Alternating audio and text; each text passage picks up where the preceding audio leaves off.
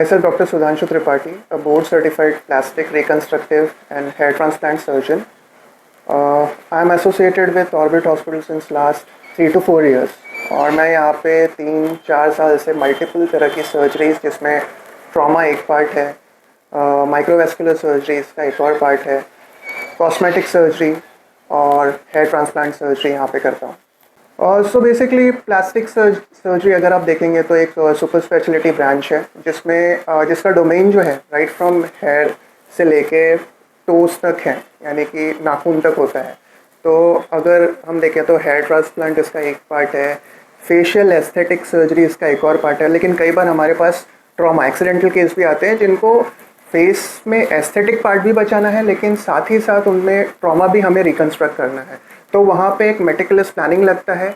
एक सर्जन का दिमाग एक ट्रॉमा को रिकन्स्ट्रक्ट करने में भी होना चाहिए और साथ ही साथ इस उद्देश्य से भी वो सर्जरी करनी चाहिए कि मेरे पेशेंट का आउटकम एस्थेटिकली कितना इंपॉर्टेंट हो। अगर कोई यंग फीमेल पेशेंट है जिसकी शादी भी नहीं हुई और वो रोड ट्रैफिक एक्सीडेंट हो गया उनका, तो बाद में उनका चेहरा कितना अच्छा दिखे, इसका भी ख्याल हमें सर्जरी के टाइम पे ही रखना होता है।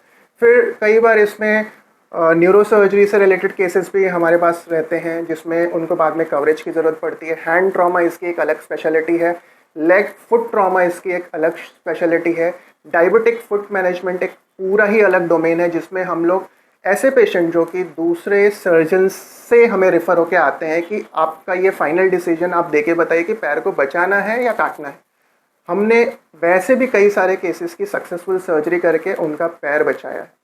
So as a super specialist हम इस बात की पूरी जिम्मेदारी समझते हैं और लेते हैं कि हमारा डिसीजन, हमारी प्लानिंग इस पेशेंट के लाइफ में बहुत सारा चेंजेस ला सकते हैं। कुछ स्टैंडर्ड्स मेंटेन करने होते हैं, उसके साथ हम बिल्कुल भी कॉम्प्रोमाइज़ नहीं करते। लेकिन जहाँ तक फाइनेंसिस की बात है पेशेंट के रिलेटेड, तो हमारी कोशिश पूरी तरह से ये होती है कि बेस्ट से बेस्ट फैसिलिटी उनको चीपेस्ट रेट पे अवेलेबल कराया जा सके। कई बार हम सामने से भी बहुत सारी गवर्नमेंट की स्कीम्स, उसके लिए भी पेशेंट को जो भी पेपर वर्क होता है वो अपनी तरफ से पूरी करने की कोशिश करते हैं और उस तरह से हमारी यही उम्मीद रहती है कि हर पेशेंट को एक क्वालिटी केयर अफोर्डेबल प्राइस पे मिल सके। 19 ईयर्स में जो भी हमने अचीव किया है, मेरे ख्याल से हमने कितने पेशेंट्स को एक होप दी है, कितने पेशेंट्स को लाइफ दी है, कितने पेशेंट को उनके पैरों पे खड़ा किया है। मैं अपनी स्पेशलिटी की नहीं बल्कि एक मल्टी स्पेशलिटी की बात कर रहा हूँ जिसमें हर स्पेशलिटी का कुछ ना कुछ योगदान रहा है। तो इस माध्यम से मैं यही कहना चाहूँगा कि ये एक सेलिब्रेशन है हमारे इनपुट्स का, हमारे पेशेंट्स के ट्रस्ट का और ओवरऑल इस हॉस्पिटल के ब्रांड नेम का, जो इन्होंने आज तक इस सर्विसेज को देते हुए अपनी ब्रांड लेवल मार्केट में इस्टेब्लिश किया।